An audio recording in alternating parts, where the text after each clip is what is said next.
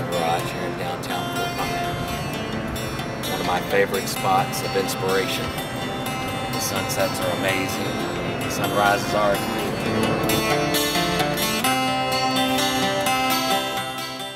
I had the pleasure of living here in Lee County for about 30 years. I was raised in the Shenandoah Valley in Virginia, in the heart of the Blue Ridge Mountains. This is completely different from there. I've enjoyed living here so much because it's so much like paradise. It's hard to beat.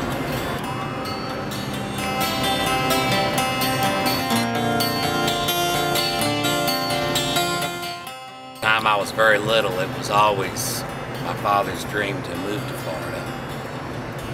Originally they were thinking about settling in Apalachicola. And in 1973 we came down here on a vacation. And we came through Fort Myers and Lee County. And my father just fell in love with the place. It took another 5 years before we were able to do it, but he was able to do the one thing he dreamed of all his life. My father was a science teacher, and he taught down here at Cypress Lake. Marine biology was one of his favorite subjects, and this gave him an opportunity to really enjoy that part of his career.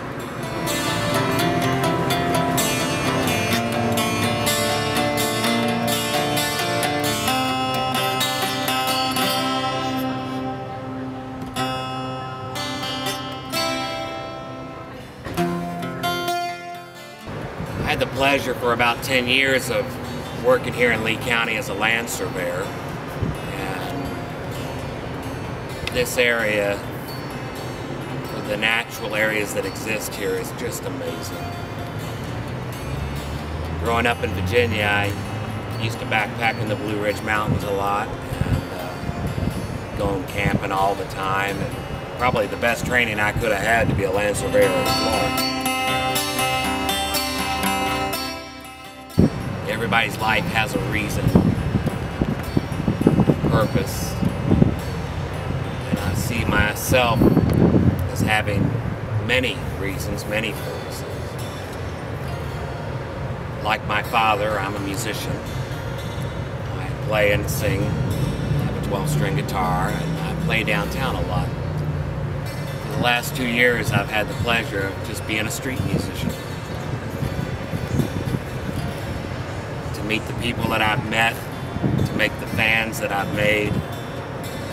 What a pleasure. Could not have planned it any better than that.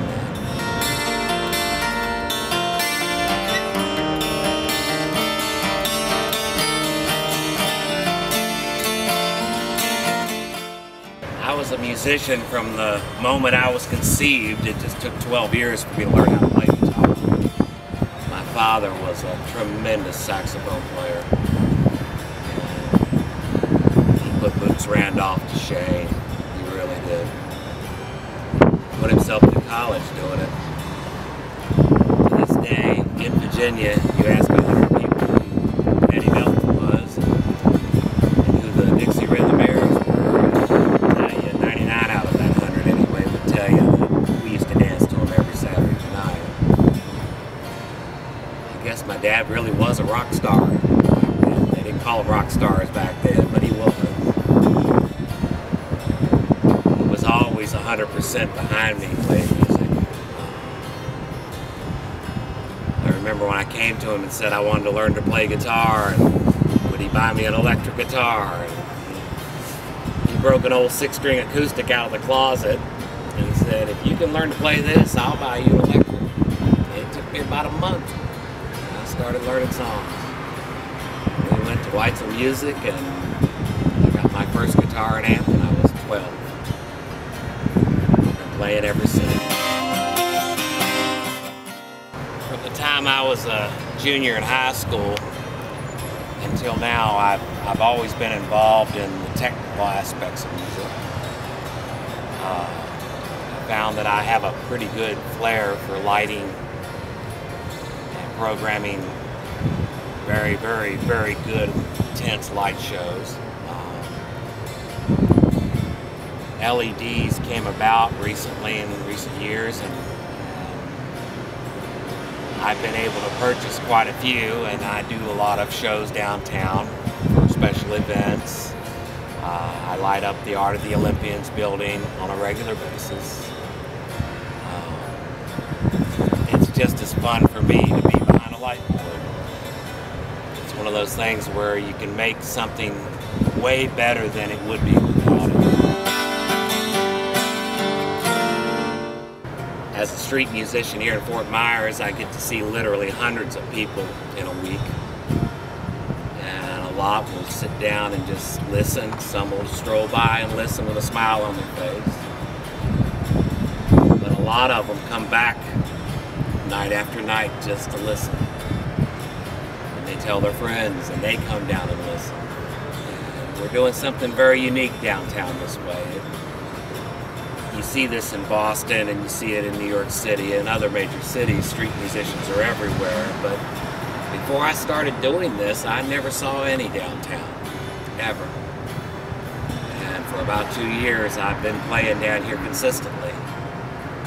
And I've created quite a unique group of fans.